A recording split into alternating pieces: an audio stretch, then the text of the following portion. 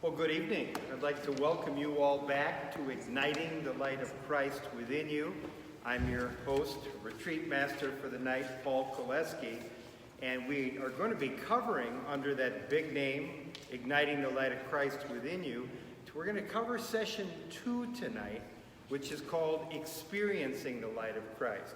But first I need to ask, who was not here last night? Okay. All right, we're going to do a short review, and anyone who does not have any handouts, you can get them from this man here. Before we begin, I'm going to just do this review and just tell you that there was a story that I shared when I was falling away from the faith. I call it my apparition story. I can't get into the whole story, but if you want to read it for yourself, you can go to my website, paulkoleske.com. And you can simply go to my bio tab, click on the story or the article, and then in the middle of that introduction article of who I am, you can click on the link. It says what really happened to Paul Koleske, and it'll tell you what happened that day. We also talked about the true presence of Jesus at each Mass, and I pointed to a couple of articles, and here's where we're going to need to refer to our sheet, because the Eucharistic Miracles that I talked about last night, approved by the Church, are Lanciano and Buenos Aires. So if you want to read those in greater detail than what I shared, you can simply Google Eucharistic Miracle Lanciano or Eucharistic Miracle Buenos Aires. And then there's another one there. It says Catalina Rivas, the Mass. There's where a bishop, an archbishop in Bolivia, gave an imprimatur to this woman, saying that what she talks about in her ministry is true. And there's an 8-page article about the Mass. I only read you about 1 page of the 8 for time purposes. Now, you can keep in touch with me if you like. You can like Paul Koleske, or Facebook, Paul Koleske Inspires. I do have a page there. I'm always going to be at paulkoleske.com if you need to contact me. So I'd like to do that. We also talked about the fact that you are a miracle. And I'm just going to go over a couple of things that we discussed last night to make sure we're all on the same page tonight. I showed this image on the screen. It's called a laminin.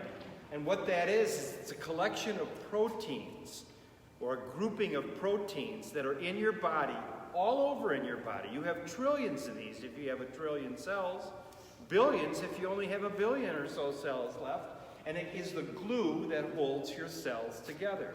My point was this: God is closer to us than we breathe. He created us. And here's another example of it. What does it look like? It looks like a cross. Exactly. And that cross, those are all over it. And I always ask people, when we talk about tonight's information, don't worry. Don't fear. Don't get anxious. And if you do, it's okay. That's human. Just think of the fact that that marking, those are all throughout your body. Yet another sign that God is with you. And when He gives you the desires to overcome fears, doubts, worries, whatever, achieve something, He's already got your back. He's already prepared a way to do it. You just need to stay focused, keep vigilant in prayer and action. I talked about this as well. What does it say? To those, pardon? Okay. Some people say God is nowhere. Some people say God is now here. The fact is this: whatever you see when you look up at the screen, that's your perception, so it's your reality. And my point last night was that your thinking controls a lot of what you do. Almost all of it. You become what you think about. It can inhibit you, it can help you. The choice is yours, and God gives you that power of free will.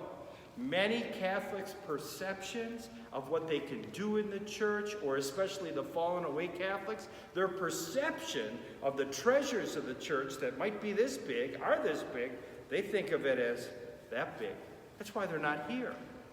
Their perception is wrong.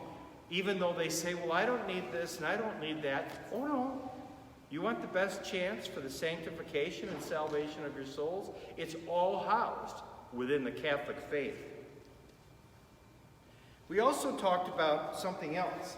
The fact that, of course, we all believe God's everywhere, and that's why I put him in all four corners of the screen up there.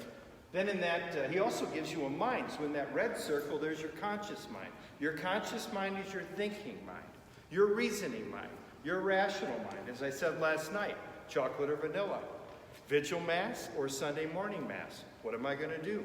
When your conscious mind makes that choice, it's your subconscious mind in the green box that causes you to go to that vigil mass, or go to the morning mass, or step up to Dairy Queen or wherever you go for ice cream and say vanilla or chocolate. Just that simple. You have to understand how important the subconscious mind is. It's fully 90+% of your life is controlled in that green box, even though you're not consciously thinking of it. It's the creature of habit that you did by your thoughts that you store in your subconscious mind. And some people live a great, joyful life, happy in every area.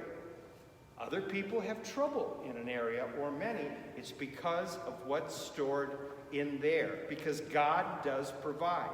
At a minimum, he'll provide the grace you need to deal with a difficult situation if you're suffering. But so oftentimes, people limit themselves in life, not accepting this abundance that we hear about, the bounty of God, simply because they don't feel worthy. They literally push it away. I have met people that I've heard at missions that said, I'm praying for financial help. I've said it. I've literally gone up to that person after and said, here, can I help you? And you know what they say to me? Oh, no, that's okay. I can't do that. Can't take that from you. And then I'll say, well, you were just praying for financial help. Here it is. And then what they do is they make a judgment. They're not a good receiver. They judge where the money should come from. And they're not a good receiver. So when their prayer is answered, they're not ready to get the answered prayer. And we'll talk about a story in Scripture where that's the case. Let me show you how strong your subconscious mind is. Finish this statement. Winston tastes good like... We've got a lot of smokers in here, Father, at the parish. Is there a smoking section anywhere? I was a kid too back then, even though I might look like I'm only 59. No, whatever.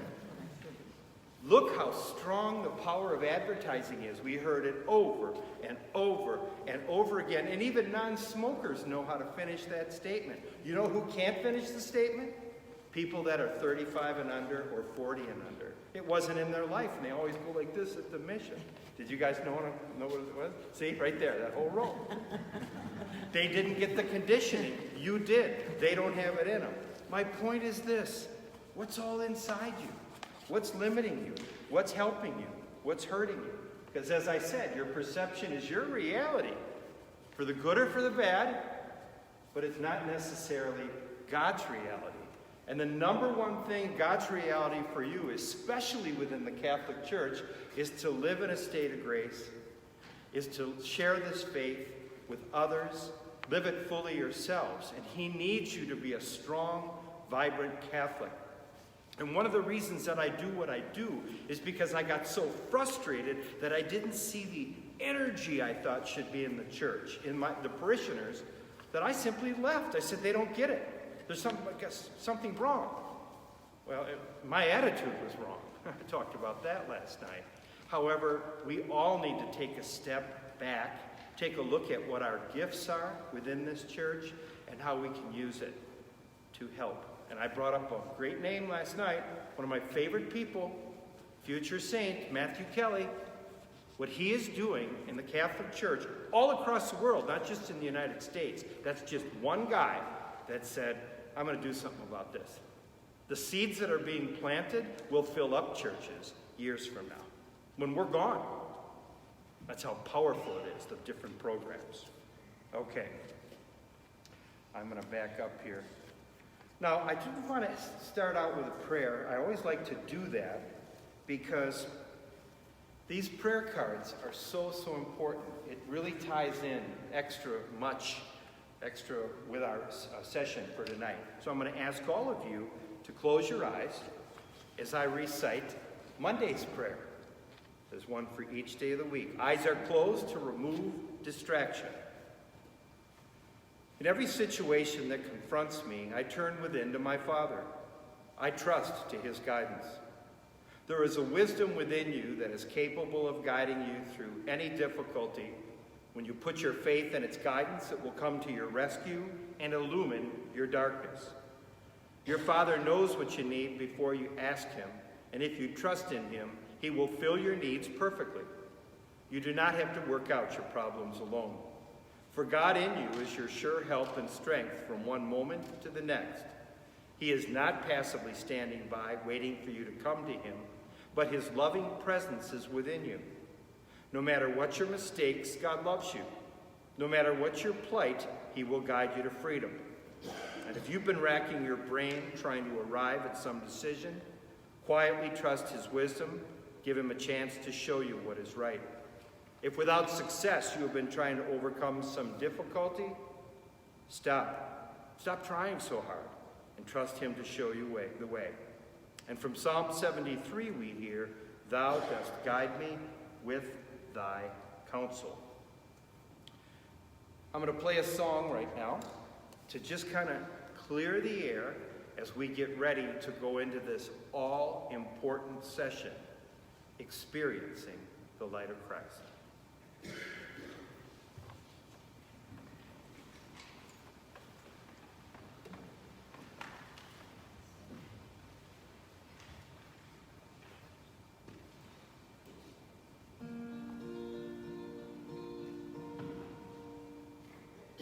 Starting today, gonna hear you, Lord, gonna listen to you, 'cause I can't afford to live my life without you.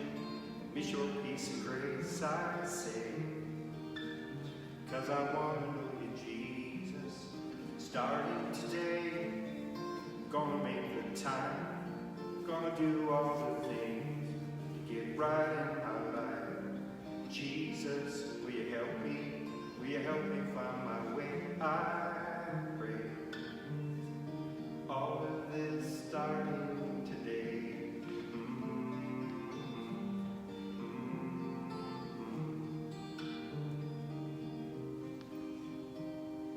Starting today, I'm gonna see things differently. Gonna look through your eyes and see possibility, seeing healing and progression, and all you came to save, I know. It is happening, Lord, starting today. I pray.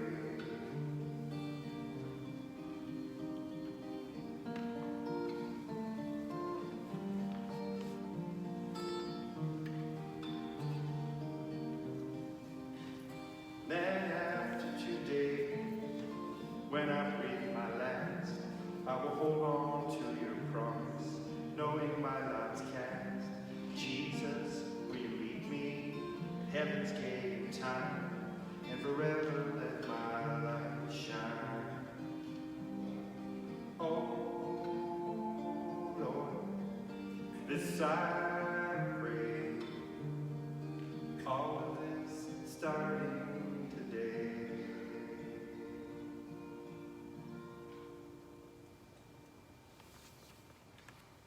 So are you ready?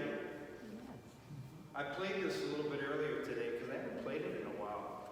And I was thinking, what a great time to do this song. It's Advent. Happy New Year. And what do we do when New Year's start, most of us? We make resolutions. So our resolution tonight is to take a look at how we operate up here, what we do in our spiritual life with our thinking, and of course our actions.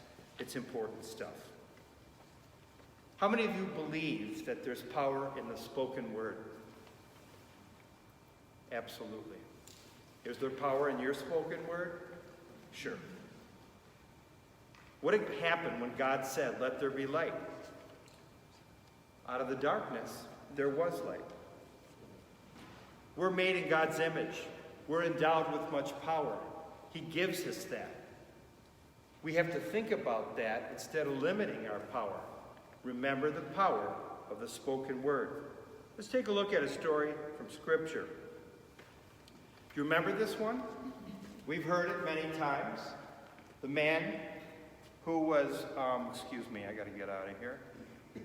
Little stuff just surprises me sometimes. A man was laying there for quite many years, actually, was unable to walk. He couldn't even get into that pool, which some authors say had a healing property to it. The thinking at the time was that if you were there the first person in the morning, the sun was coming up, and you went and immersed yourself in that water, you got a healing. That was kind of a tradition, kind of thinking at the time. But there was this man laying there, and Jesus said, pick up your mat and walk. What did he do? You remember? He picked up his mat and walked. What healed him? Was it his faith? Was it the power of Christ? Was it a combination of the two? A lot of people say a lot of different combinations. Can you imagine if Jesus walked by and said, hey, sinner, I've been seeing you laying there when I've been coming, teaching, preaching, and healing here, and the reason I haven't stopped is because you're no good, and you're going to lay there for the rest of your life. Have a good day. What would have happened? He would have laid right there. Because the power of suggestion from an authority figure, in fact, his Messiah, the Messiah, would have shut down all the healing faculties. He would have believed it. Well, that's what Jesus wants for me. Of course, Christ is not like that. So he set in motion that healing presence that comes from God. And it's resident within all of us.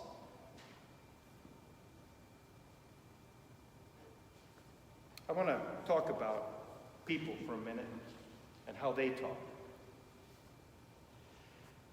I listen to people all the time in what I do. And when I call them on the phone, like I did today, I called 40 churches and sent out about 15 emails, proposal. I listen to what they say very closely. You know what, Paul? We're not planning anything right now. But if you call us in June, when we set our calendar, let's see if we can't put something together. Next church will say, Paul, now is not a good time, but we calendar in April. Why don't you give us a call and see if we can put something together? We'll start the discussion. Which one do you think I'm more excited about calling back? The one that said can't or can? Subconsciously, the one that said can't is already saying, I really have no interest. I don't want to do anything. I'm just trying to be nice to this guy on the phone because he's got a worthwhile vocation. Or they were trained like that at home.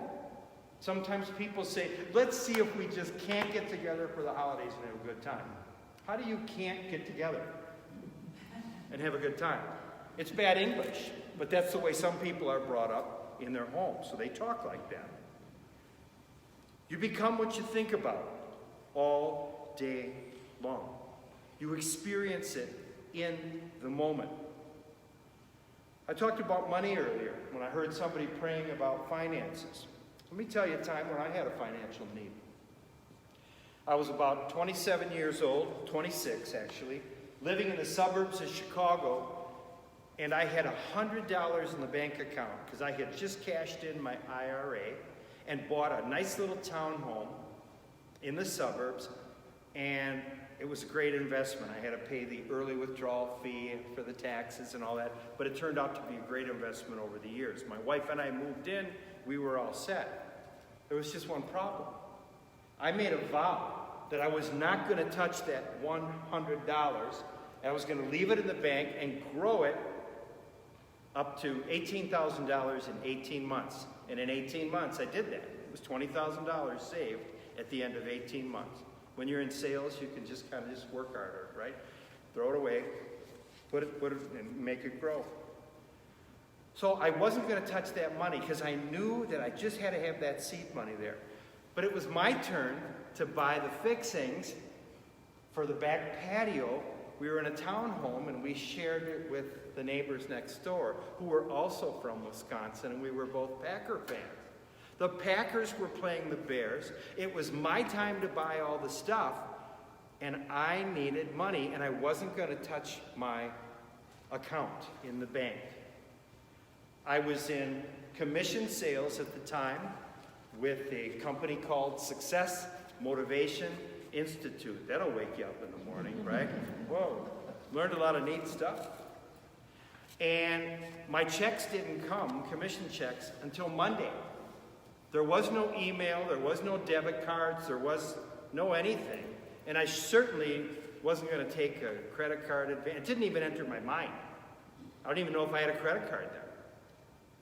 So I took off after looking in the cupboards and looking in the refrigerator and realizing there's nothing good here to put out for the party. And I've got to do this Sunday afternoon. It's Friday. I only have 2 appointments. So if I don't make a cash sale today, I'm going to be embarrassed. I got in the car, and I was driving like this. You know that stared look when you're starting to get concerned about something? You don't know how you got the last 10 miles or 5 miles. Your subconscious got you there. And I had a little 3x5 card on my dashboard. I was having fear thoughts about having the money to buy all the fixings for the event. And then here's what happened. I looked at my card. It said, don't ever finish a negative statement about finances. Affirm, say, instead, that God is with you, helping you. Here's what I said. God is the instant and immediate source of my supply, presenting me with everything I need at every moment of time and point of space. Thank you, Father. I love you. I kid you not. I pulled up to a stoplight behind a big, big shopping mall, and the light was red. There was no one, there was hardly any cars on this busy, usually busy state highway, 72, Higgins Road and Plum Grove Road. And as I sat there and I was looking at my card, my subconscious prompted me to look out my left window. I did. I saw a bill in the grass. I went to pick it up. It was a $50 bill. $50 in 1986 would fill 3 bags. I'm not talking about the little plastic or paper thing. I'm talking about the sacks. Plenty of stuff. We had a great time. And of course, that time, Packers lost because the Bears were great back then. Would I have seen the $50 bill if I would have stayed in that coma, death stare, thinking, I can't afford it, I can't afford it, I can't afford it? No. And that's what a lot of people do a lot of the time in many areas of their life. Instead of looking to God and saying, help me through this, show me, work with me, provide for me. Sometimes we're conditioned by others that said things to us that have haunted us for our entire life. Something they said, something they did, something that they didn't do. We've got to overcome that. Sometimes it takes forgiveness. Sometimes it takes a confrontation. Sometimes we just need to realize that other people sin, and look what they did to Jesus. This isn't as great as that. I can handle it. God, help me through this time. Watch what you say to other people as well. Conditioning is happening all the time. Look how the people that run from the Catholic Church, every time a media article runs out, is run on TV. I was in Pennsylvania earlier this year, and fully 20% of the population is not going to Mass anymore in this certain diocese. They're done. They just quit. They've been polling the numbers now for years, and all of a sudden, after this last year or so, it just dropped, and it stayed there. What's wrong there? They're leaving Christ. I know that there's issues in the church with some people, but Jesus is still there. But they let everything get to them to the point where they forget about the big picture. How about this one? Do you take generational pictures here? Where you take like grandma, the whole, all right, back where I'm from, near where my website was made, there was a family, Catholic, they had a tradition. Every year, the youngest bride that had a baby, all right, would have Easter over at the house. She would fix the ham, and everybody that would come would bring a dish to pass to make it easy on her.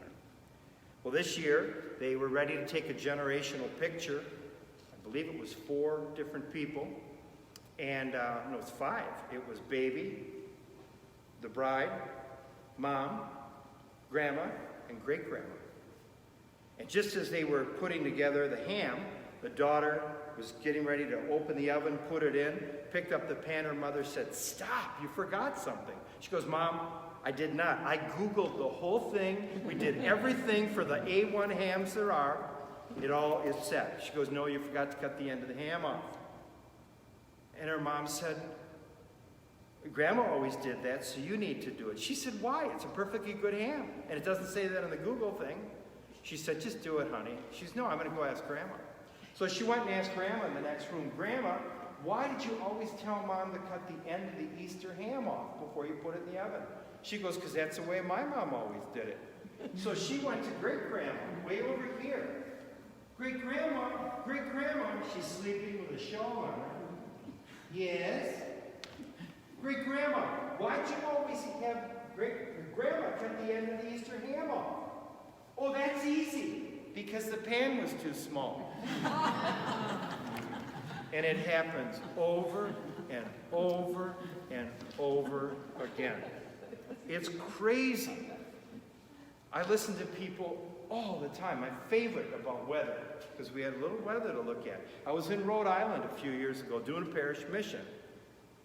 And a couple night mission, we had it set for Sunday and Monday night. A lady comes up to me after the last Mass to get some CDs. She goes, "I love the songs, and I want to get that." And I go, "Are you coming to the mission?" "Oh, no, I can't come to the mission. We've got some weather coming. There's snow coming." And I said, "What do you mean? The snow's not coming until Tuesday night, and the mission ends Monday night." "Oh, you can't be too careful these days." The fear is incredible. We got to watch who we're listening to, watch what the motives are, think a little bit more for ourselves. In Romans, it tells us, 12:2, "Be not conformed to this world, but be ye transformed by the renewing of your mind." Now, when it comes to your thinking, the fruit, or not, is in the roots. Let's take a look. Here's a bad thought tree. Not having a good time there. You wouldn't see that in Martha Stewart's garden, would you? How about a good thought tree? Heavenly thoughts. A little bit more like it. Some authors say you're 18 inches from heaven all the time, every day, in this world, because where your heart is and your head is.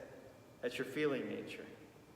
And we can change our attitude at any time. It's up to us. God gives us the choice. Now I'm going to show you where all your troubles come from, and in fact, where your joys can come from as well. But let's focus on the things that cause you great concern or worry, like fear, doubt, worry, guilt, resentment, grief, and the list goes on. Sometimes you can see it in some people's faces. It's called the 5 verses 1 principle. I made this up many years ago to illustrate what I've learned in my life, in all the training and the books and everything. And there's you. And here it says your 6th sense, your spiritual self, your soul, whatever you want to call it. We'll get to the question mark a little later. Then over here we have the 5 verses 1 principle itself. The 5 are our senses, of course, and most of us have most of our senses for most of our lives, thank God. Can you read them aloud with me, starting with taste? Ready? Taste, touch, smell, sight, and hearing. Here's what happens. All day long, we are getting sensory information, stimuli, through all of our senses. And then we have to make a decision. What does that mean? Let's stay with finance. People might look in their checkbook and see they've only got $120, but the bills due are $320. What a lot of people make the mistake of doing is they might talk to their friends or someone or think it over and over in their mind. I can't make ends meet. It's worse when they say it out loud. It's like saying it twice. Oh, Bill, you won't believe this, but I don't have enough money to pay my bills. It's amazing. What that does is that goes into your subconscious mind, and your subconscious mind may cause you to make a decision down the road, could be that day, that would keep you in a state of lack. Could be, if you reverse it, it could send you this way to get the increased finances you need. Sometimes it might just be a decision, the wherewithal to spend less and make the month and the money meet at the end. But it's a conditioning thing. It's real important. All day long, you're getting information. What have you heard since you were a little kid? I meet people that in 5 minutes, they tell me their whole life story. That is, what's troubling them. And sometimes it goes all the way back to childhood. Because my father did or didn't do this, doesn't appreciate me, and they live it. Because they haven't got past it, whatever that takes. They haven't learned that it's not you, it was them. And they haven't made the disconnect so that they relive it over and over in their mind. It's horrible. We are so sensitive as human beings. We could have 100 people come over to our house attending a holiday party, and 99 people could go out the door and say, that was fantastic. The last person stays around and says, listen, the reason I stayed late, I didn't want to make a fuss in front of everybody. This is the worst time I ever had. The food was horrible. Who are you going to talk about to your best friend? You're going to talk about the one that said that. If you don't, you're strong. You're driving tomorrow on the way back. Some people can do that. Some people can't, and they live it over and over again in their mind. Now, the 5 verses 1 principle tests us all the time. Let's say you've got an idea for a ministry, and there's no visible means of support other than you and the Holy Spirit. Don't give in to what appears. If God gives you the desire, it's possible. You just need to figure out a way to get there. So don't judge by appearances. I have been to many churches that build a great brand new church when the finances just, we've never done this before. It's virtually impossible. But we're going to give it a shot. I might go back 3, 4, 5 years later. There's the church. One priest said it best. There's plenty of money out there. The problem is it's just in all the parishioners' pockets. Now, in the Bible, there's a story that illustrates this very well. Besides Jesus, who do we know walked on water? Peter did. Wow, can you imagine what that was like? Here's Peter walking on water. You know what he's thinking? Oh, wait till I tell everybody what I did this weekend. Big deal. And everything was going fine. And then what happened? He started to sink. Why did Peter sink? Lack of faith. Lack of faith. Took his eyes off Christ. He was looking at Christ. Everything was fine. Do you think that maybe Peter got a little scared? If the scene was even 1/10 as much as what we see there? Do you think that Peter could feel the waves touching his legs coming up? Or as he started to sink, he could feel it coming up his ankles? Do you think he could smell the water being whipped about by the wind? He could see that he was sinking, see the waves, hear the wind. And maybe there was even a splash and he could taste the water.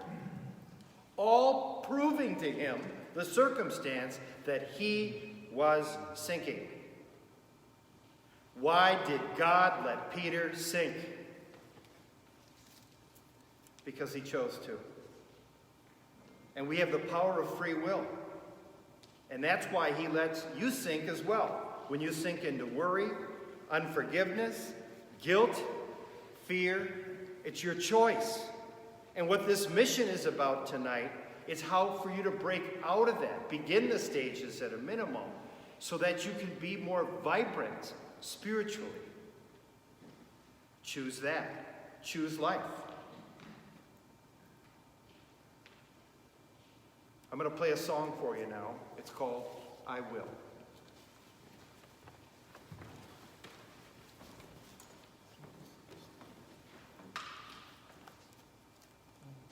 You know what I'm going to do?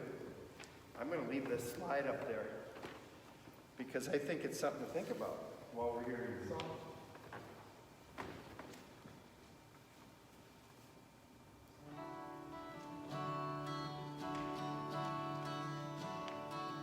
Are you searching for the answers as things haven't gone your way? Are you wearied by the struggle that consumes you every day? Are you broken in this moment, making it so hard to feel? Suffocating in the numbness that has stripped you of your seal? Ooh, for you, I pray.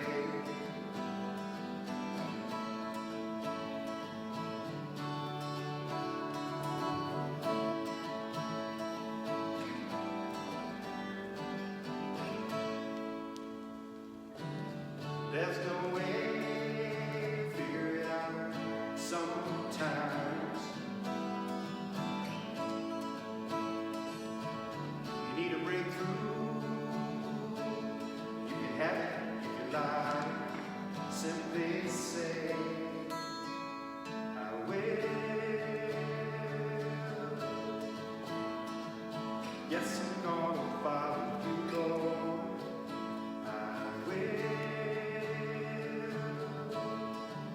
Gonna live your love out for within me. He knows your heart is broken. He knows how much you care. He understands the pain that you've been called to bear.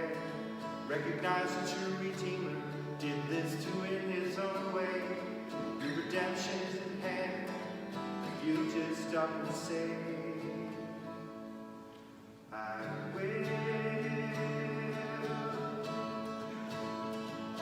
Yes, I'm gonna follow you, Lord. I will. Gonna live your love out for within me.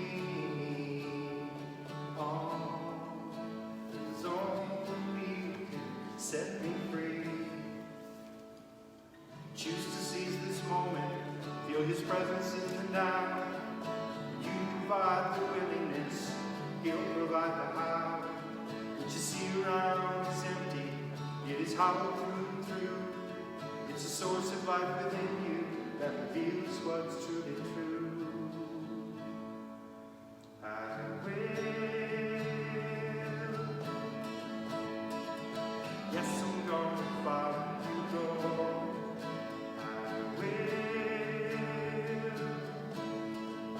Gonna live your love out for within me. Oh, there's only you can set me, only you can set me free. Oh, Jesus, only you can set me, only you can set me free. So if Peter would have kept his eyes on Christ, everything would have been fine. He chose the five senses over the sixth sense, the Spirit within him, and actually, he was graced to have Jesus right in his presence. Let's have you stand for just a second. I want you to think just for a minute while we're stretching a little bit. Feel free to move around. How have you been limiting yourself based on our discussion so far? Are there areas of your life where you can definitely say, he got me? I'm a worrier. I'm filled with fear. I have a ton of anxiety. Yes, I let circumstances become my God. Instead of spending more time getting quiet, making that connection to the God who's right within us. Jesus said he'd never leave us. He's not only here in the tabernacle, at every Mass, but he is indeed within us. You know, when you get quiet enough, you can feel the presence of God. It's a beautiful, beautiful thing. So think about that. How have you been limiting yourself? Because as we go on, it's going to give more clues as to how you can begin to change and resolve in this new spiritual season of Advent to make a difference and be more vibrant in our faith. Okay, we could have you sit back down. Question: how long did it take Moses to lead his people to the Promised Land? 40 years. Do you know that if we were to do a pilgrimage and we put it into Google Maps and we said that we were walking, that we would get to from point A to point B, where they were freed from Egypt, and we would make it all the way to the Promised Land in 11 days? Did you ever hear that? It's an 11-day walk. It's an 11-day walk. What were they doing for 40 years? Anybody want to weigh in on this one? They were what? Partying. They were partying. Yes, when I watch that movie, it sickens me. Yes. When Moses is coming down and there's this big party, I just absolutely want to kick the TV set. Yes, yes. I know how it turns out, but it hurts me. And I know that you feel the same. They were complaining on their journey, weren't they? Women always tell me, well, the men were afraid to ask for directions, too proud. They complained, they moaned, they whined. God was feeding them. They were being fed with manna. And then one day somebody said, this isn't good enough. We need something else on the menu. Too bad there's not a Chinese restaurant around. Whatever. You can't order out. No peanut butter to put on the manna. They complained even though God was giving them provisions that they needed, not what they wanted. They were in a season of transition. There were people within their camp that were so stiff-necked, as some authors say, that they simply couldn't listen to God. They were spiritually immature, and they couldn't receive the answered prayer. Have you ever promised an allowance to a teenager, and then the teenager had a mouth? What did you want to do with the allowance? Moses never got to go to the Promised Land for that little thing he had with God and the rock. And God was serious about it. He got to watch from a distant shore. But when the people prayed for the deliverance but complained about it, God couldn't give it to them. They weren't in the right spiritual disposition. He wanted them to grow up or have a generation or two die off so that maybe somebody that got it could take the reins and do the right thing. Think about your life. What are you praying for? What is it that you want? One of my favorite things that I hear, what's my least favorite, but it's the favorite example of what I'm talking about here, is people will say that they're praying for a healing. They'll go up to receive communion. I've seen it. Sometimes I'm at the merchandise table before Masses, and someone will be talking to so-and-so, I'm praying for a healing, and I know God's going to help me. And I see the same person walk up to communion when I'm playing the song. And then on the way out, I hear him talking to somebody. Mary, how's your arthritis? Oh, it's worse than ever. It's worse than ever. And I think it's getting worse. What's going on there? Didn't we just reverse our prayer?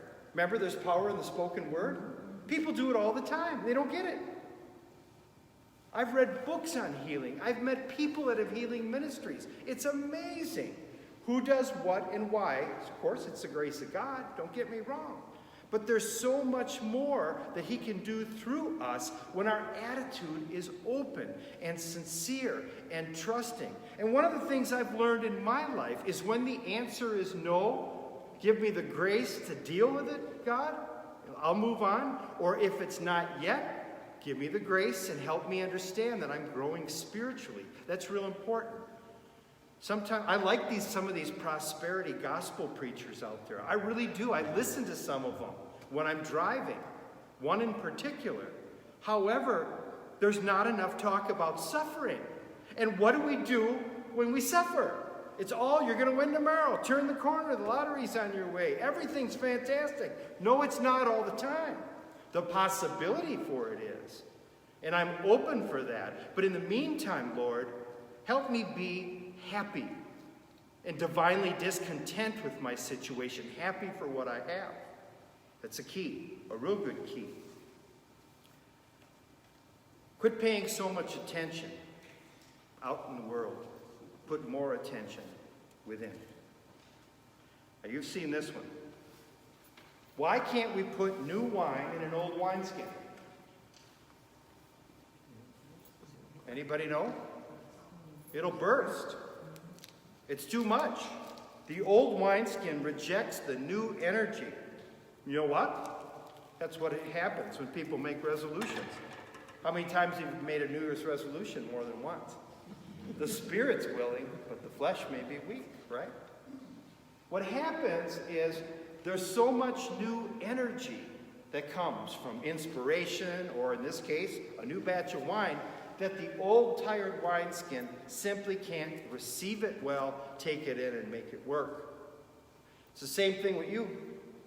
If you're conditioned over and over, and you say, I can't get ahead, my relationships never work out, I'm never going to meet anybody, whatever the situation is, you're saying that over and over and over again, and it might cause you to go this way and not meet that special person God has in store, or maybe you had that attitude and you went this way and you met somebody.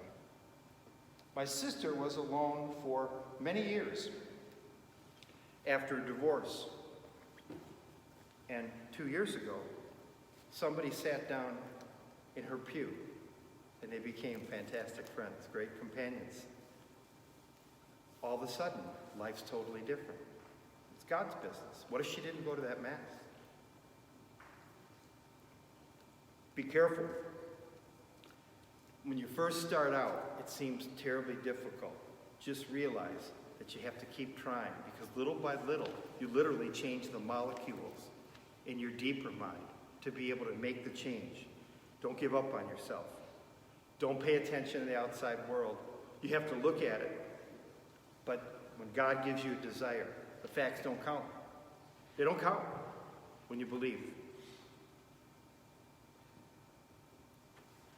Sometimes people say, my biggest fight is Satan. I know the devil's after me. He's tempting me too much. I'm not strong enough. I remind them of Romans. If God is for us, who can be against us? And they say, you don't get it. I think the devil's after me. Just sin and temptation is too strong. And I just tell them, you have no opponent but yourself. There's a confessional when you need it, and the ability to go longer and longer periods of time without sinning, and forgiving yourself when you do. Well, people say to me, you must have Satan bother you all the time because of what you do. I'm sure it's horrible. These are the people that have that disposition. I say, no, not really. I really don't give them that much credit. If I feel that there's pressure, if I feel that there's temptation, if I fall and I sin, I simply take care of it the way we as Catholics can. And I start over. I was in another state, because this is being taped. By the way, I don't want this to be shared. It can be shared within the parish, but I don't want it shot all over. I might have said one or two things that I don't like, but just for within the parish here, diocese, whoever gets hold of it. But I was in another state, and I don't want to mention which one because it's being taped. I was told not to initially. But after this second night of the mission, I went back to the rectory, and the priest said, "Can I talk to you for a minute, Paul?" I said, "Sure." I was thinking, "Oh no, did I say something wrong?" Talk for 90 minutes. You might have a miscue here or there. He said, "I really liked this second night of the mission. Do you know that fully 90% of the people that I have to deal with in my ministry I wouldn't have to deal with them if they would just do and put to practice what you're talking about in this mission night." I said, "What do you mean, Father?" He says, "I'm the exorcist for the diocese." And then the phone rang, and he said, so while he was talking, he said, "I'm going to be 5 minutes." So while he was talking, I went back to my room. And I'm looking around, thinking, I wonder if there's any exorcist stuff in the closet. I was kind of creeped out a little bit. I really did look around. I wondered if there were anything, that maybe a little bag of tricks, whatever he did, or something. And then I heard him hang up the phone. That I left the door open. He said, "Paul, I'm ready for you again." And I said, "Well, Father, what were you talking about? 90% of the people you wouldn't have to deal with. Are you talking about?" Well, he goes, "Every year, on average, 100 souls are referred to me because they say that they're possessed by a demon or demons. And I have to deal with the case." He said, "Let me give you the numbers.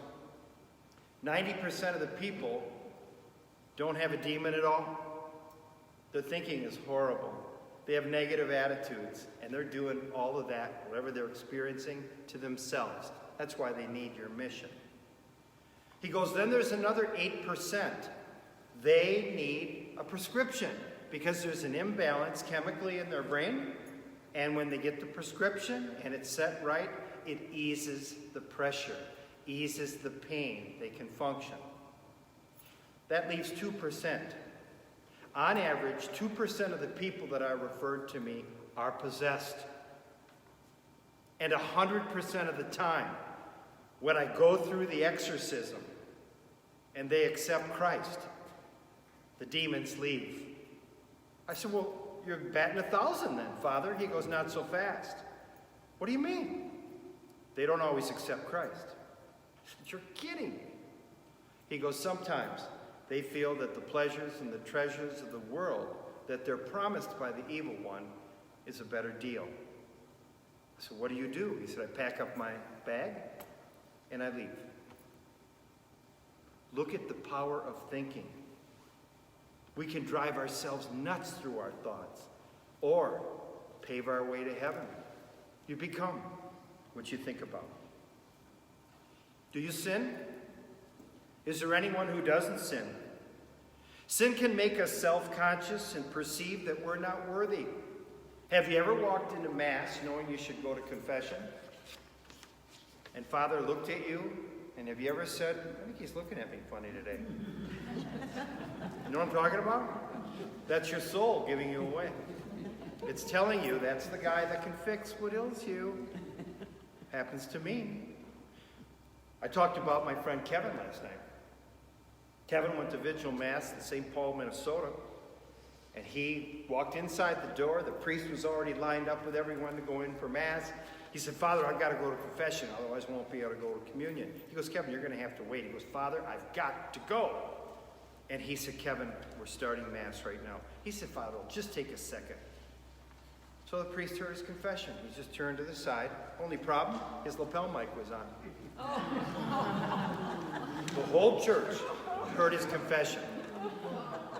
And it wasn't just, I lied to the mailman. I said, "Kevin, what'd you do? How'd you feel?"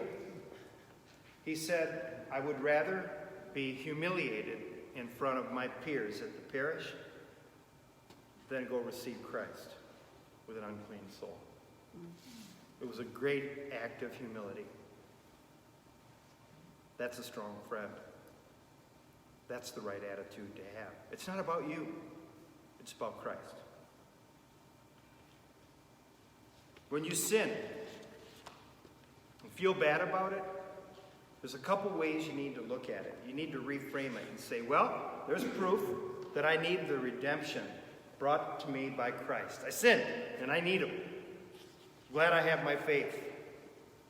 When you sin, you can simply say, is this me? Is this who I really am? Or is this my fallen nature, which I've heard about over and over again in all my years as a Catholic?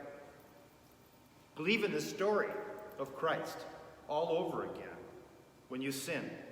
And keep your chin up. And don't let the sin minimize the spiritual giant that you are and that God made you to be. It is an attitude. Something about prayer. Sometimes people come up to me and say, I'm praying so hard that my Jimmy comes back to the faith. I say, why are you praying so hard? Because I just want to make sure that God knows how serious I am. I said, I got news for you, Mom. God gave you the desire to say that prayer, so he's already aware of it. And he knit Jimmy together in your womb. He loves him more perfectly than you do. It's okay. There's no need to pray hard.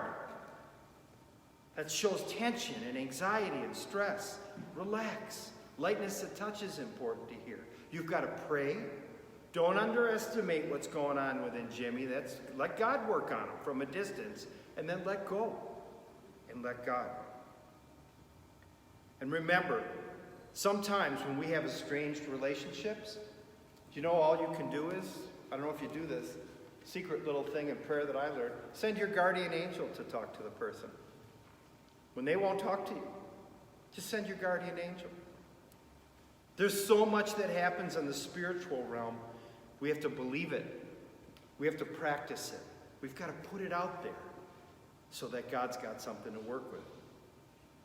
And remember this, all things are possible with God. How about the story of the multiplication of loaves and fishes? Do you remember what happened that day? Young man had some loaves and fishes, and there was 5,000 to feed, not counting women and children. They came to Jesus and said, we need to do something for lunch. Nobody planned. And he said, what do we have? He said, what do we have? What do we have to work with? See, most of us get caught up in what we don't have and what we think we need to be fulfilled. When God gives us what we need, and he will multiply it in an instant when we thank him for what we have and say, help me out here, Lord. Give me a possibility attitude. The loaves and the fishes were multiplied, and you know the rest of the story. They had plenty and plenty to spare.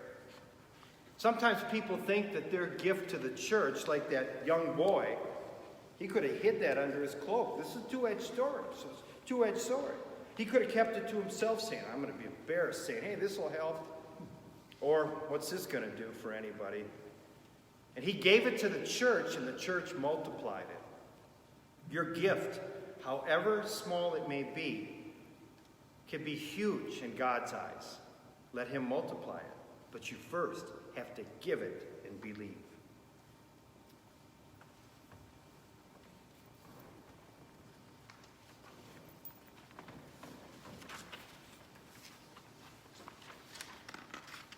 It's our attitude. It's so important to get it right. And this song reminds us to do that.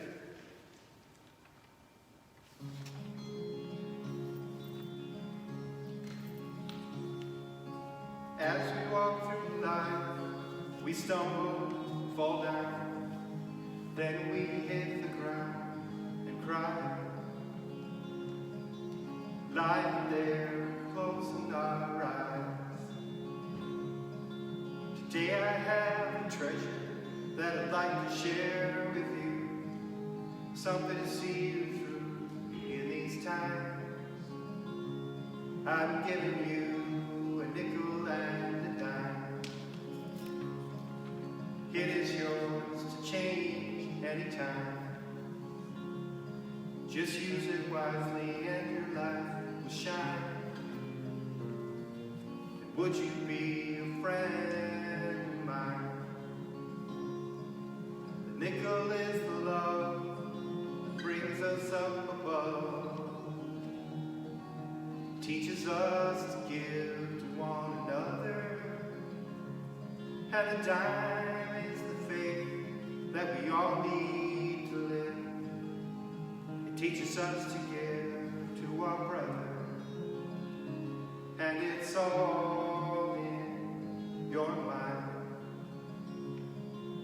It is something only you can find.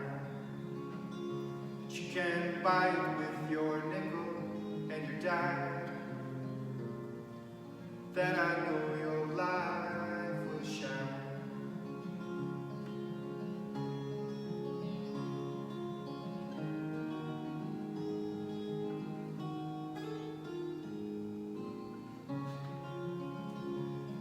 I have this special friend who's gonna love me till the end, and then another chapter will be written.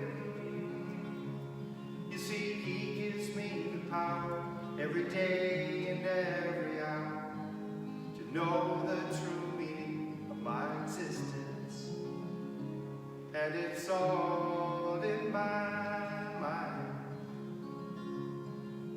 It is something that I choose to find. You see, I buy it with my nickel and my dime, and I'm seeing my life does shine. So would you be my friend and love Jesus till the end? Would you be a friend of mine?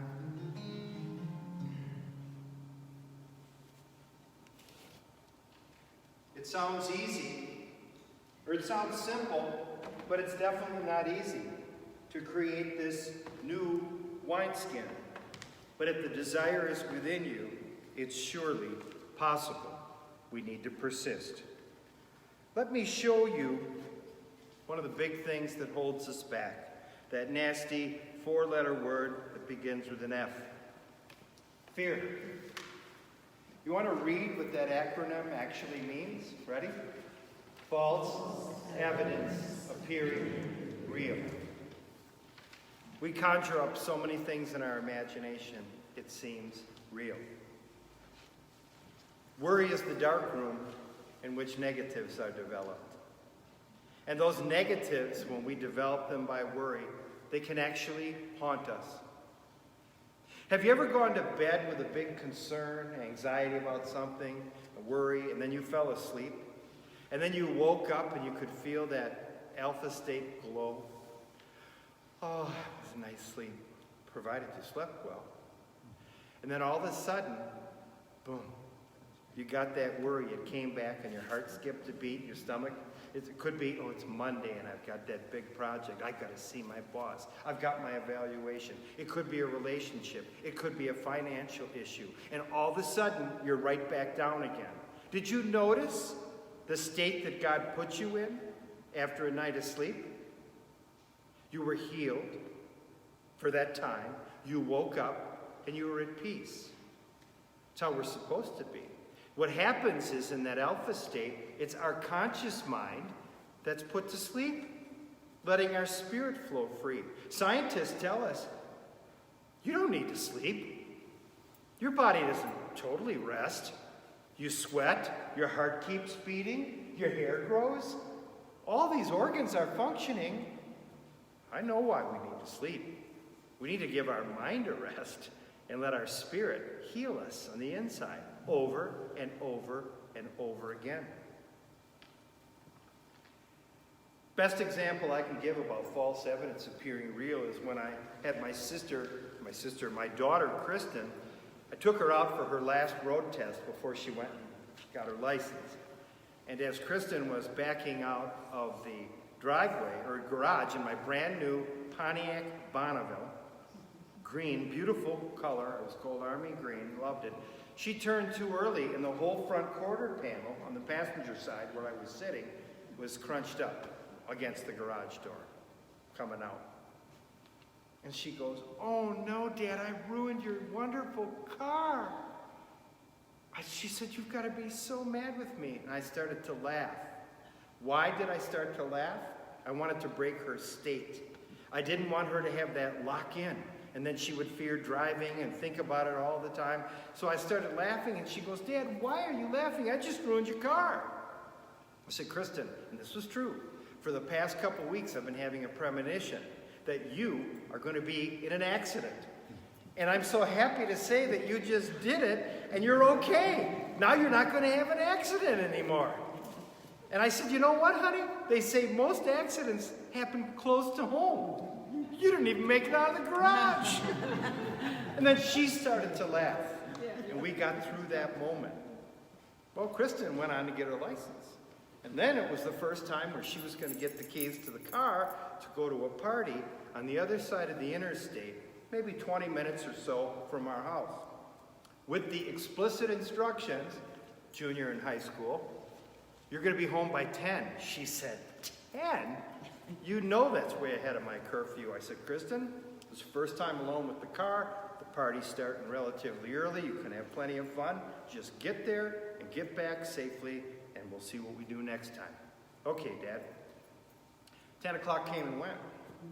No Kristen. We heard siren after siren after siren after siren, and then had the news on. And you know what the news can do to you? Accident, terrible accident on Highway 32 and 4 Mile Road. The exact place that she needed to come through, because we lived in a village along Lake Michigan's shore, and the only way you could get there from where she was, direct route, was through that intersection. The news said, we have our little chopper on the way out, or our car going down, we'll keep you posted. Well, we heard more sirens. It was crazy. No Kristen, it's 10:15.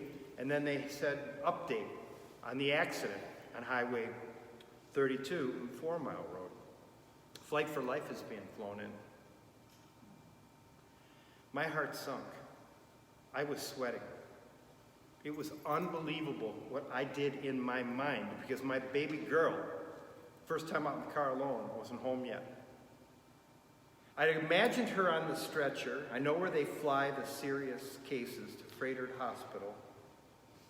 And I was just in a panic, to the point where I was going to get in the other car and go out, until I heard these footsteps coming in the back, and I heard the keys dropped on the counter. Dad, I'm so sorry I'm late. There was a terrible accident on 4 Mile, Highway 32. I just went, oh. I suffered that whole time, because it was so real to me that even though it was false evidence I was dreaming up in my mind, it appeared so real, I suffered. We do that for others. We do that for ourselves. We still get caught up in doing that from time to time. Happened to me recently when I just prayed. I just pray a lot more. Watch, fear. I'm going to put a little slide up here now, and it's very important, because now you've had enough information. You're going to see where you end up in this 4-session or 4-bullet continuum. The first one is unconscious incompetence. Do you ever hear the saying that some people don't know what they don't know? You ever hear that? They don't get something, they have no clue on how they would get it, so they just keep going on through life. And they're unconsciously incompetent. An example that I could give you is that if I was here in Suffolk County, I could tell you how wonderful it is that right close in Suffolk County, it's easy for me to go to the county airport, the biggest one in the area, which would be JFK in Suffolk County. Why are you going like this? Oh, it's not. Is that in Nassau County? It isn't? Where is JFK? Is that in Queens? Is that a county at all? Or Queens is an actual county? Okay. All right. So my point is this. Now, isn't the one close to here MacArthur? Okay. But I had no idea, because I just figured, oh, it's just in the area. And I happen to like Suffolk County a lot, so let's just put the airport there, JFK. I was unconsciously incompetent, totally unaware. I even got it wrong twice. Now that I realized my error, I became conscious that I have the ability to make a mistake. I have the ability not to know my way, and I better do some checking the map, planning. So I became conscious of my incompetence. When you realize, yes, I've been doing something wrong, you're breaking through from this automatic, I don't have a clue zone, to, all right, I'm aware of it now. You got me. Worry is a habit. Fear is false evidence appearing real. I've been doing it to myself. Next step. Conscious competence. You can make a decision as a result of this mission, especially what we're covering tonight, to make it your Advent resolution to say, I'm done. I'm going to take some action, whether it's music, whether it's a prayer card, whether it's the reminder of the little coffee mug. And those are going to become my anchors to call up the feelings that I get at the mission, this discussion, these sheets that are being handed out. I can review them, and I'm going to make a difference for myself so I can be stronger, more vibrant. I've even given you some things to help here, to help you do just that. On this blue sheet, I discovered this. Somebody gave it to me 4 years ago. The Oh Jesus, I Surrender Myself to You novena. Try it. It is so calming and healing. I even add it in my, when Father raises the precious blood, I just say, Oh Jesus, I give myself fully to you. I surrender myself to you. Then I add, take care of everything. Perfect all that concerns me. Guide my feet in the way that they should go. So you'll find that to give you great comfort. The 10 steps to bringing your fallen away Catholics back to Mass are here, as well as on my website. One of the things that I do is I suggest that you say this surrender prayer in step number 7. Because you need a break from your anxiety, your doubt, your fear, your worry over the fact that your children have left the church. All you can do is all you can do. And all you can do is enough. Leave the rest to God. But remember that you can Google those articles, those 3 articles, and you can send it to them using these steps right here. Or I have a book out there, a little pamphlet or workbook that will give you some more things to say if you want to really get some extra help. And then some emergency numbers for you to dial up with your fingers in the Bible or Google. Whatever it is that concerns you, when it happens, go down through this list and simply say, okay, my faith needs some stirring, so go down there, go to Hebrews 11, read that.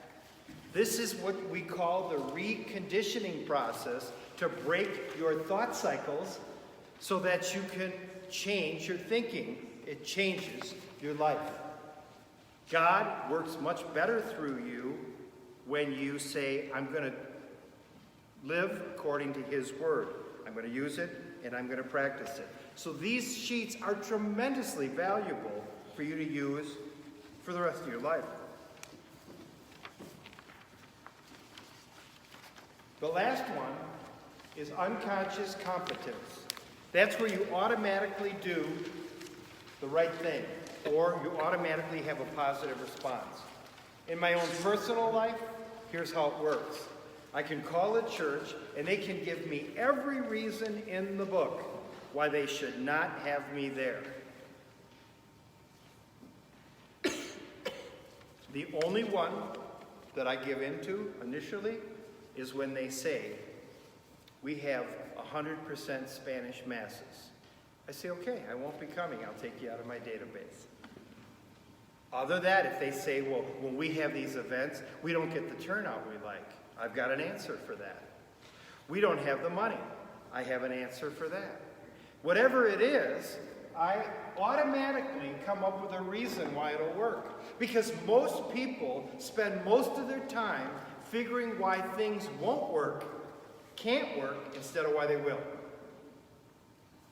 And in my life, when a church says they're taking my proposal to a committee, here's what I do on the phone. Maybe a 10% chance. Why? Because the committee has many minds. And the weakest chain link, the lowest level attitude, always brings the other people down.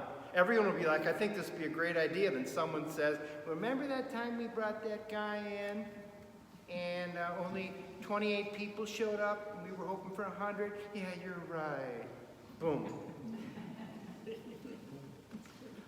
The best example in our church I think I can give about unconscious incompetence was Mother Teresa, now saint.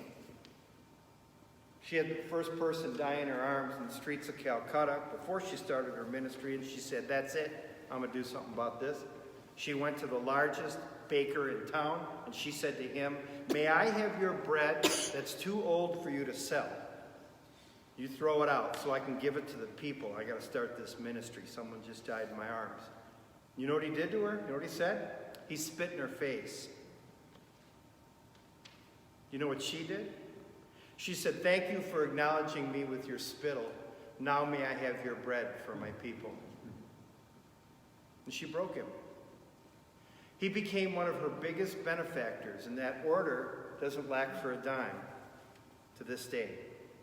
Millions come from all over the world. Now, what would you have done if someone would have spit in your face? You might have said, well, I'm going to show him I work out. I can handle this, right? I might have kicked him or said something that I shouldn't say. But she didn't make it about her. She made it about the mission, the people. And she knew that there was a God in that guy, and she knew how to do it. I've been in many situations in my life where I learned how to do that, disarm a very tough situation. And sometimes you know how I do it? I just simply look at someone, if there's tension or whatever, if it's right and not always right, I just say, I love you. Having a problem with the kids, spouse, family member, just say, wait a minute, let's get this right. I love you. Can we start over? Let's work from love. Changes everything. Unconscious competence. When you get to the point where you've changed it enough, your habitual thinking, you will always find a way to win starting up here and in here. And even if the circumstances in your life aren't what you want, you can always have the peace of Christ, the peace of mind in knowing that I'm doing all I can do. And I'm not going to be here forever, but I've been promised forever and eternity by honoring and following the tenets of our faith. It just doesn't get any better than that. Authentic conversion includes repentance, which is a change of mind and a change of direction. Do something different. I've given you enough in this mission to make a huge difference in your life. And I have heard from many people. Somebody came up to me and came in the door tonight, said, I read my prayer card this morning and I read it last night. Feels good. You can do that 3 times a day. You can say them out loud. I'll read one, my favorite one, as we close out our mission tonight. If you think you can live an optimal spiritual life without forgiving others and yourself, you are unconsciously incompetent, way back up there. Get it right. Get the energy right. Sometimes you need to take a break from somebody, okay? And you can pray in the meantime. But at some point, make a breakthrough by having an attitude change, doing something different, thinking about it differently, reaching out to them. You've been forgiven. So act as Christ and experience the light of forgiving for yourself and others. A great way to experience the light of Christ is to be thankful for every blessing that you have. When you focus on the blessings that you have right now, the multiplication of loaves and fishes will happen for you simply by the change in attitude. Being grateful for your blessings keeps you from the trap of coveting. And that just could be coveting something that you don't have and you think you need to be more fulfilled. Therefore, you're in a state of lack or feeling incomplete. Use the technique of reframing to lift your attitude and your spirit. We're going to do a little bit of that right now with the song that you heard at the offertory. I played it at most of the offertories. One, I didn't know I was to do it. I was kind of out there. It's called Thank You, Lord. Here's the part you're going to sing with me. Thank you, Lord. Thank you for giving to me so many blessings that counting them is an impossibility. Thank you, Lord. Thank you for dying for me. By your grace, I'm aiming for eternity. Okay? Now I'm going to play this song, and then every time we get to that, you're going to sing along with me. Okay? Many dreams are broken as the world spins us around. We get upset when we find there's not enough peace and love to be found. You provide the shelter that coaxes us along, helping us do it, letting us through it, and making us strong. Thank you, Lord. Thank you for giving to me so many blessings that counting them is an impossibility. Thank you, Lord. Thank you for dying for me.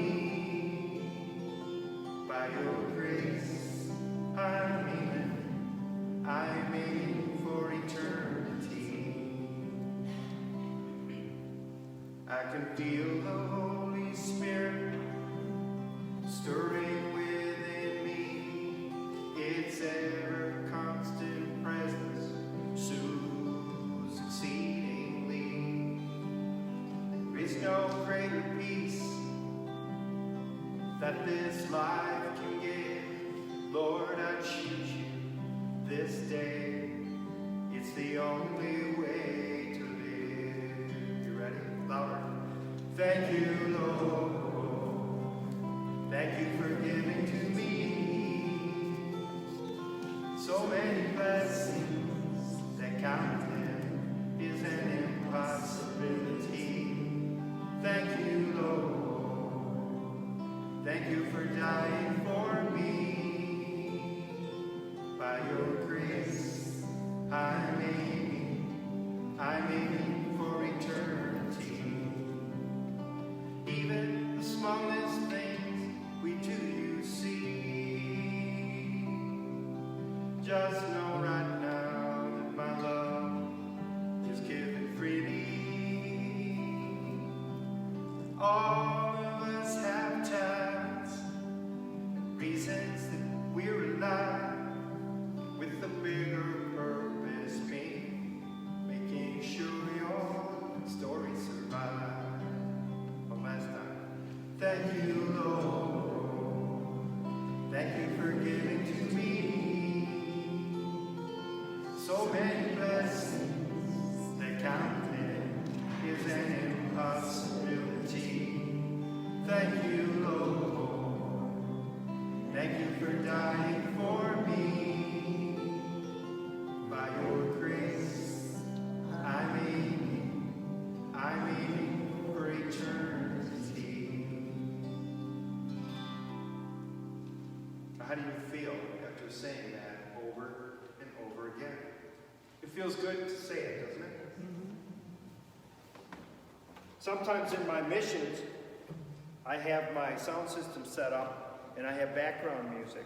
And on the CD, thank you, Lord, the dark one out there, it starts and has me play that last lyric that I did. Even the smallest things you do, we see. And then it starts to go into the thank you, Lord, but it drops off. The song ends there. And everybody, 90% of the time, sings it anyways.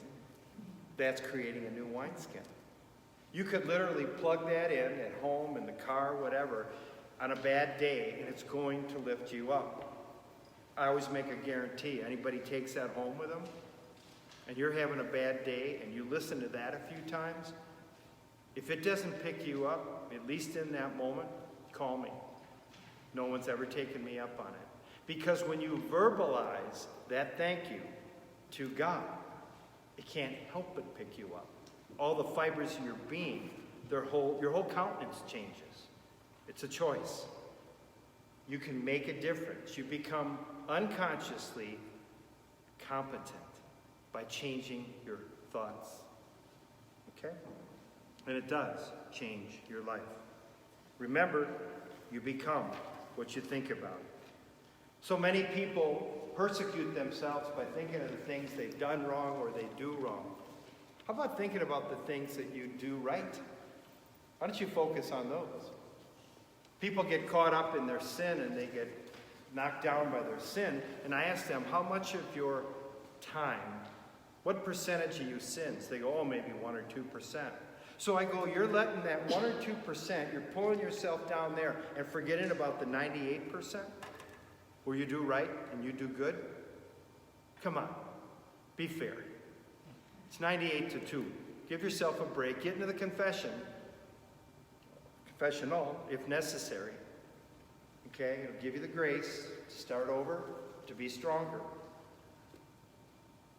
In Philippians, here's what it says.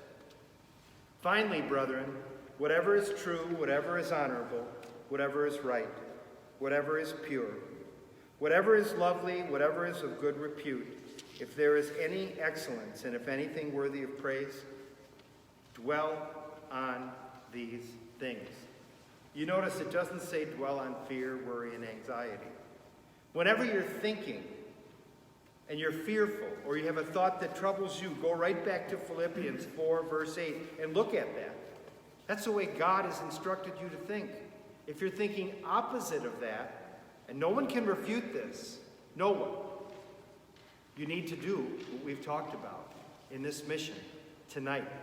And what we talked about last night, we talked about the miracle you. It's kind of all contained in here. This is a key. It's a ticket. I wouldn't even have my ministry that's run from one end of the nation to the other in Hawaii if I wouldn't have said yes to possibility thinking. In fact, I must confess that for a number of years, my ministry didn't really grow like it could because I didn't think I could do it. And then God allowed me to go and put myself into some circumstances in my life that caused me to totally redesign my thinking and who I am.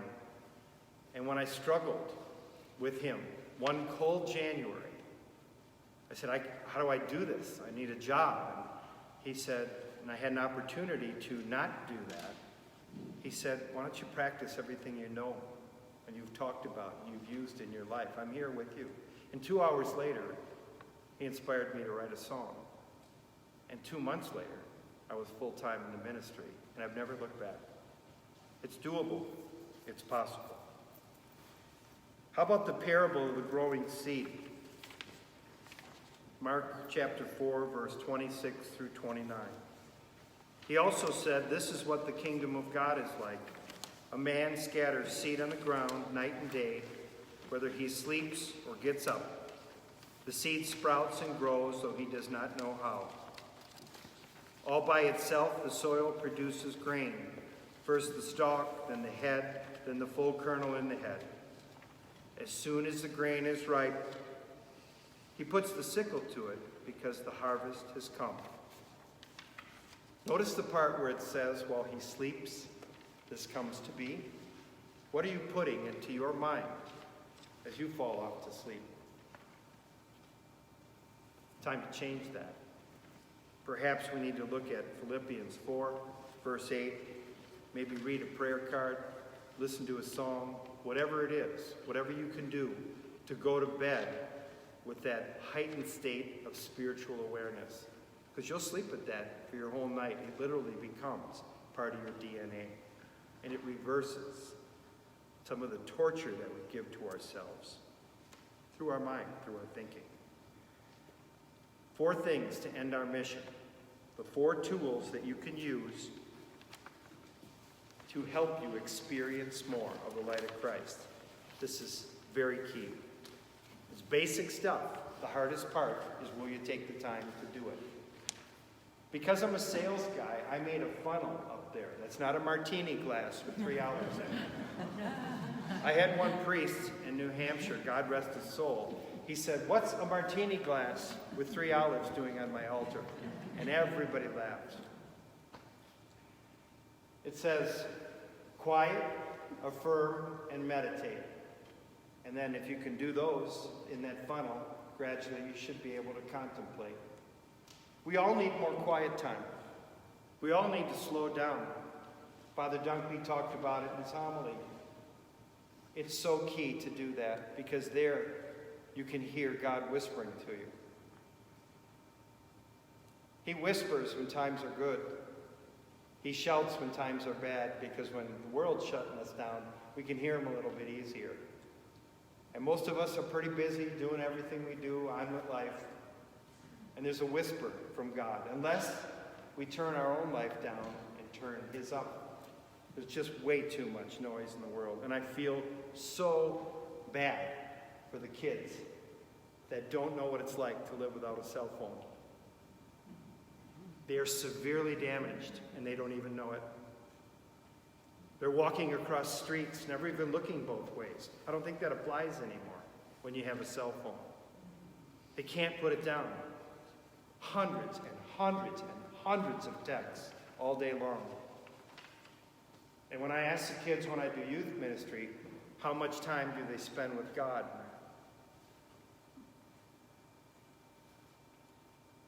I go, why don't you text them?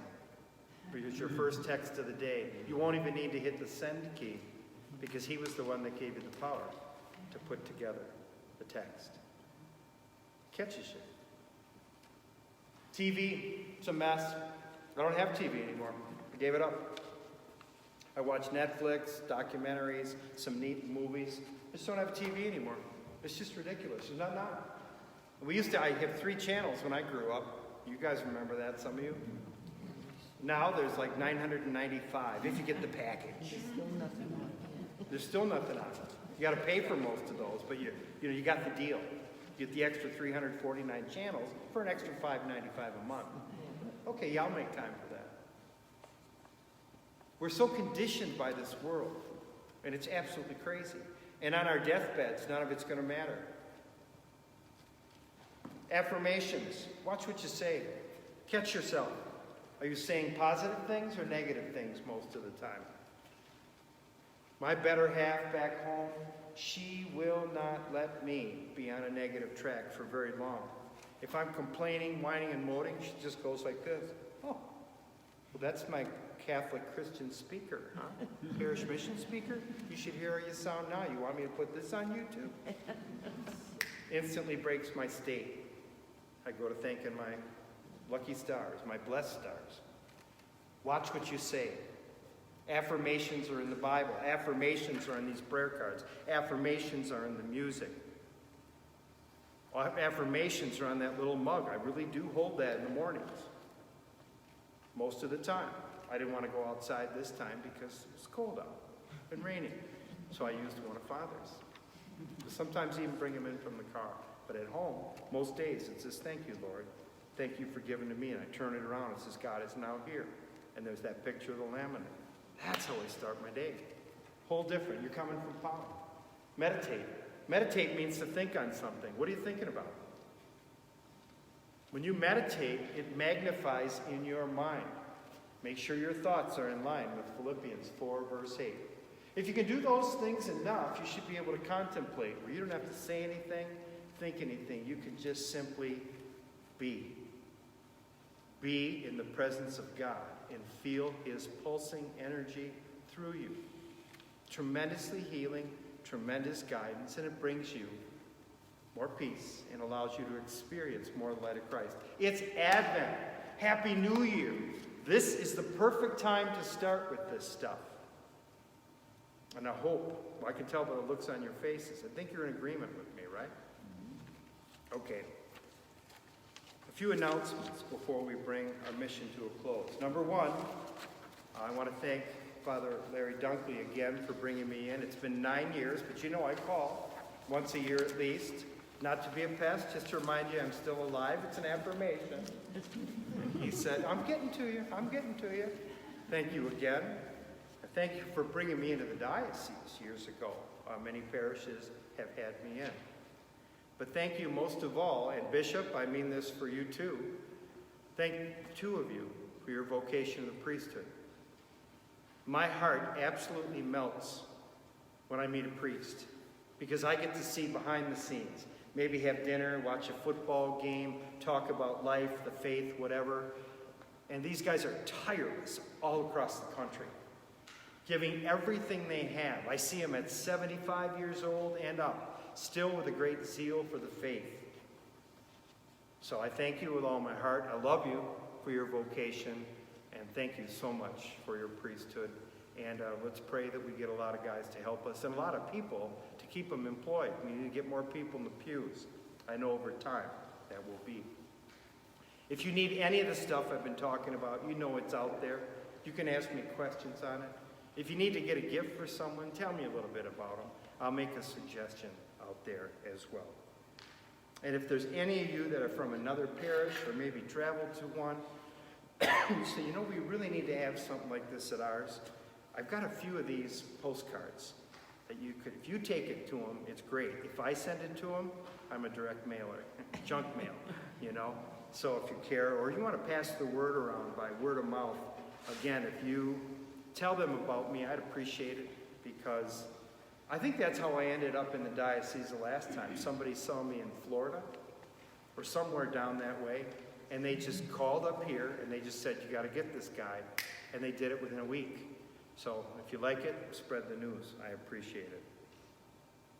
I'm going to close with a song and then a prayer, okay? This song is called Look to the Future. Listen to the words. This is how I honestly look at life. Even on a bad day, I know that God's up to good.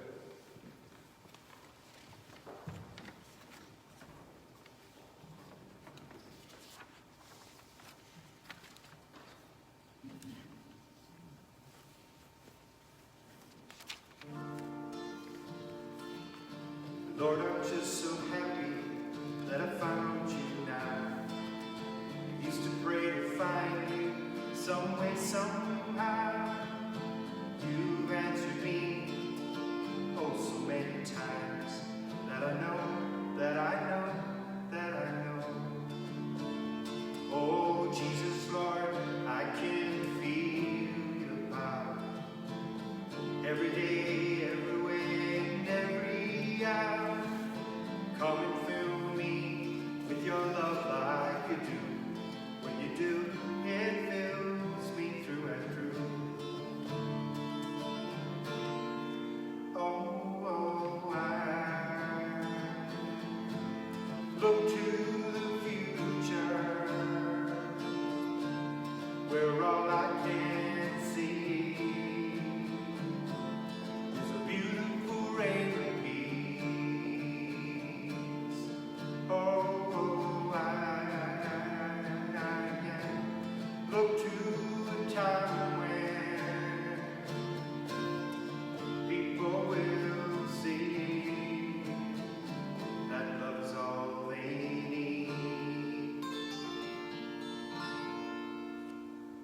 Father God, you see us, the world is falling down.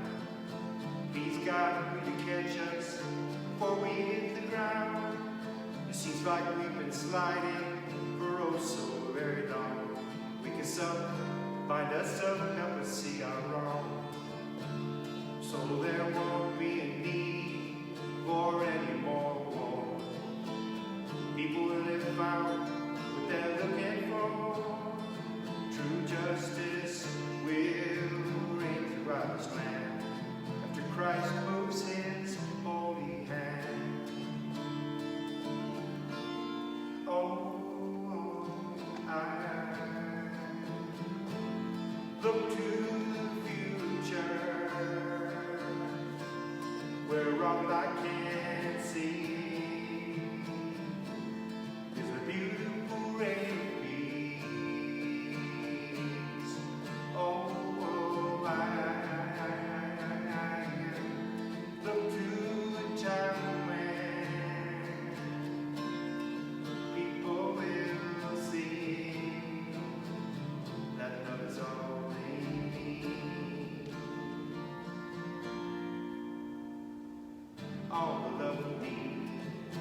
right inside of me. The Holy Spirit dwells there, yes it's true. Don't wait another day, don't waste any more time. Open up, let go, let your love light shine. Open up, let go, let your love light shine. Open up, let go, let your love light shine.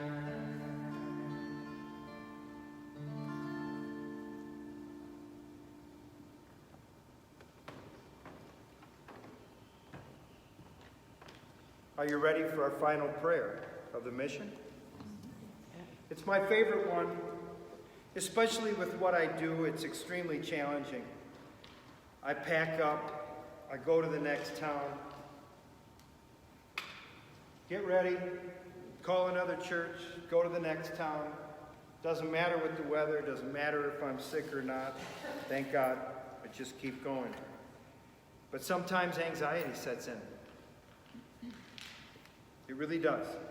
And I have to remind myself that, well, God's within me. And my favorite prayer that I use to help me get centered, if I don't just sit and meditate, get quiet, whatever, is this one. It's called Thursday's Prayer and deals with anxiety. So I'll have you close your eyes as I close out our mission with this all-important prayer.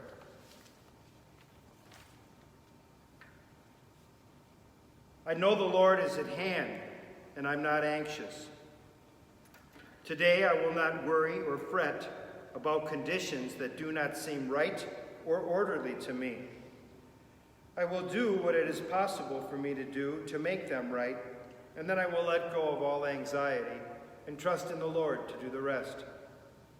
I will keep my faith centered in God and in His law of good. I will not judge by appearances, but I will always keep in mind the truth that God is in all and through all, and that His good purposes are fulfilled. More than I know, my faith, my calm assurance of God's presence and power, will bless the condition that seems fixed and unyielding, and set in motion God's transforming power. Where to human sense it seems impossible to do anything to improve a situation, yet with God there is always a way. Today I will remind myself that the Lord is at hand, and I will go about my day's activities poised and secure in the knowledge that God's right answers are now being revealed. And from Philippians we hear, the Lord is at hand. Have no anxiety. I hope I've helped you these past couple sessions ignite the light of Christ within you. I love you all. I thank you for coming out, and I wish you the best Advent ever. God bless.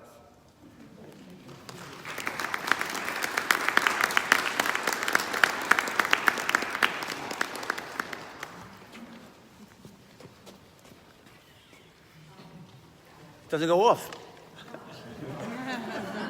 I forgot to mention the free will offering basket right on the table as you walk out. It is snowing out a little bit, but it's not sticking or freezing. But I did throw rocks out in front, so go out that way, go slow, get home safe. I'd ask you to pray for Paul as he drives back into Wisconsin.